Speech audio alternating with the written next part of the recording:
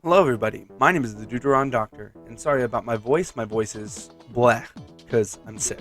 Anyways, today we're going to be talking about how to play Rapid Blaster. The Rapid Blaster is in the new class, instead of just classifying as a shooter, is in a new class that Nintendo finally put it in, which is the Blaster class, if that wasn't obvious. Its sub is Ink Mine, and its special is Triple Ink Strike. And in my opinion, because it's been stuck with Ink Mine the whole time, without any other subs throughout all three games, let's be honest, it's going to be stuck with Ink Mine for the foreseeable future. And because of that, I think Nintendo doesn't want to change it. So you're going to have to live with Ink Mine. Ink Mine is good because you can block off areas that normally couldn't be blocked off by a normal bomb, mostly because they'll explode. But Ink Mine, you can block off smaller areas for flanking and make sure that the enemy team has to really put in a lot of effort to be able to make a flank. Let's say you're on a small map like Hammerhead Bridge. If you are, you could put your Ink Mine on the secondary path that brings it to the side areas from mid. And if you do that, it's going to be harder for them to flank you and get around you and kill you. Triple Ink Strike is useful because it has a severe lack of firepower. And yes, that's part of the design of the weapon, but there's not really much we can do about that. It does have a lack of firepower nonetheless. Triple Ink Strike can move people out of the way. If you're behind cover, you throw a Triple Ink Strike, they have to go out of the way. You can shoot them with a blaster, etc., etc. It's good at displacement. And that's basically what this blaster is all about, displacement. The best modes for this weapon is probably going to be tower control as well as clam blitz. And it's an odd choice, but the reason it's tower control and clam blitz is because tower control, you can abuse the ink mines a lot, as well as the range of the Rapid Blaster lets you really sneak around that pole and shoot enemies that are trying to hide behind it really easily. It doesn't have amazing firepower, which yes, does hinder it in tower control, but generally it's pretty good. The reason it's good at Clam Blitz is more so of a supporting role, more than a rushing to get to the clam basket role.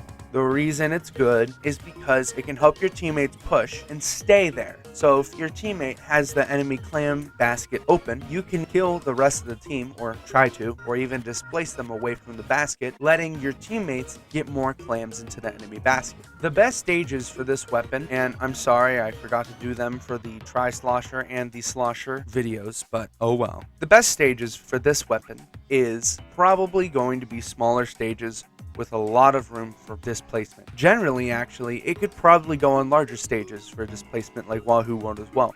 But the best stages are going to, in my opinion, be Hammerhead and Mahi Mahi. And that's only because they're smaller stages that benefit a lot from displacement. The best gear for this weapon is going to be Sub Saver, and the reason for this is because Ink Mine uses a fair bit of ink, not too much, but it's going to help you if you can get ink mines in the position you want while keeping enough to at least fire a couple times. The second one is going to be Special Charge Up, because displacement, you are a displacement weapon. Having a special that does displacement is going to help you greatly, so the more you can have it, the better, especially because it doesn't paint too well, and Special Charge Up is definitely going to help it. Special Saver, because if you get killed, you don't want to be hindered too much and get your special all the way knocked back 50%, so you want to be able to have specials as much as possible. The next one is going to be Intensify Action.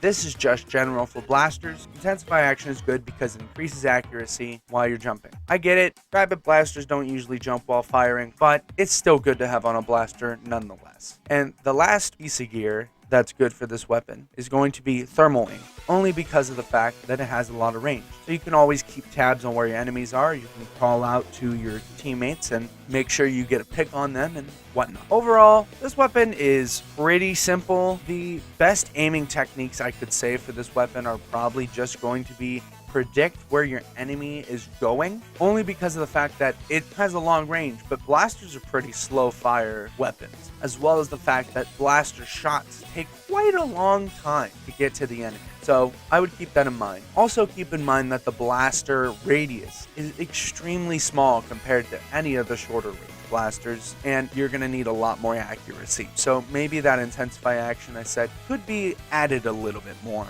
But generally, it is a very support weapon based off displacement and making sure your enemy can push through. My name is the Deuteron Doctor, and I will see you later. Bye.